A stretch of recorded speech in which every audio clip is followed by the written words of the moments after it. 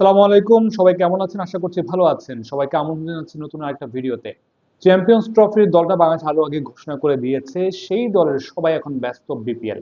কিন্তু সেই বিপিএল এ তারা কেমন করছে বা যারা জায়গা পায়নি তারাই বা কেমন করছে? তানজিদ তামিম একমাত্র চ্যাম্পিয়ন্স ট্রফির দলে ডাক পাওয়া প্লেয়ার যিনি সেরা 10-এ আছেন রান সংগ্রাহকের দিক থেকে।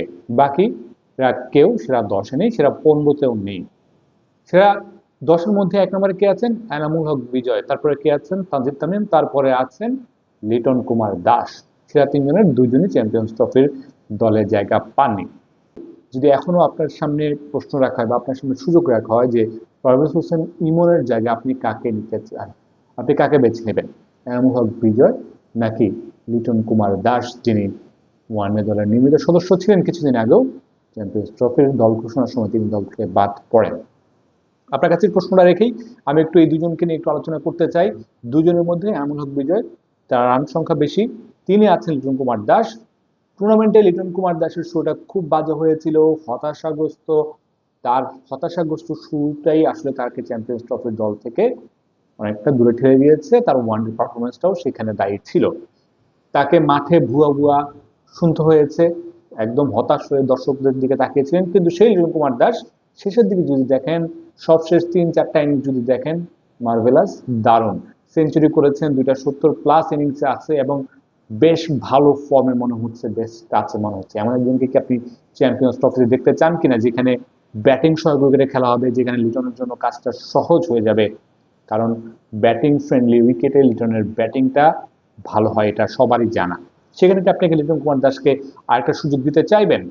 আমরা নির্বাচকদের কথা বলছি না, আমরা দলের কথা বলছি না, আমরা জাস্ট হচ্ছে দর্শকদের একটা মতামত জানার চেষ্টা করছি। আরেকটা অপশন যেটা এনামুল হক বিজয়, তিনি এখন হাইস্ট রান গেটারের দিক থেকে বিপিএল হাইস্ট রান গেটার হিসেবে আছেন এখন পর্যন্ত। তাকে কি একটা সুযোগ দিবেন? মৌসুমটা বিপিএলটা দারুণ শুরু করেছিলেন, প্রথম 2 ম্যাচে ভালো খেলেছেন, তারপরে মাঝখানে কিছুটা ম্যাচ খারাপ গেছে, আবারও ভালো করেছেন। সবশেষ ম্যাচের আগের ম্যাচটাতে সেঞ্চুরি করেছেন, সবশেষ ম্যাচে 21 বলে 21 রান করেছেন। তিনি হাইস্ট রান গেটার হিসেবে আছেন। এমনক বিজয় অনেকদিন ধরে জাতীয় দলের সাথে নেই, সুযোগ পান না বলেই চলে। সুযোগ পেলেও সেটা খুব বেশি দীর্ঘ হয় না, 1-2টা ম্যাচ। তাকে অনেকে অবহেলিত ক্রিকেটার বলেন। সে এমনক বিজয় কি এই বিপিএল এর পারফরমেন্স দিয়ে জাতীয় দলে ফেরা ডিজার্ভ করে কিনা? ওয়ানডে দল, টি-20 দল, যেটাই হোক সেটা নিশ্চয়ই আপনারা জানাবেন। আবার এমনক বিজয়ের সাথেও এখানে কিন্তু আজ এবার বিপিএল এ অনেক নাটকিত হয়েছে যে রাজশাহী দলে খেলছেন, রাজশাহী দলের অধিনায়কত্ব হারিয়েছেন, দলকে জেতাতে না পারার কারণে। যদিও তিনি নিজে ব্যাট হাতে বেশ সফল এবং তার অধিনায়কত্ব নিয়েও খুব বেশি প্রশ্ন যে উঠেছে তা কিন্তু না। তার দলের পারফর্মাররা পারফর্ম করতে পারেনি, সেটাই তার দলের ভরাডুবির কারণ। সেখান থেকেও তাকে সরিয়ে দেওয়া হচ্ছে।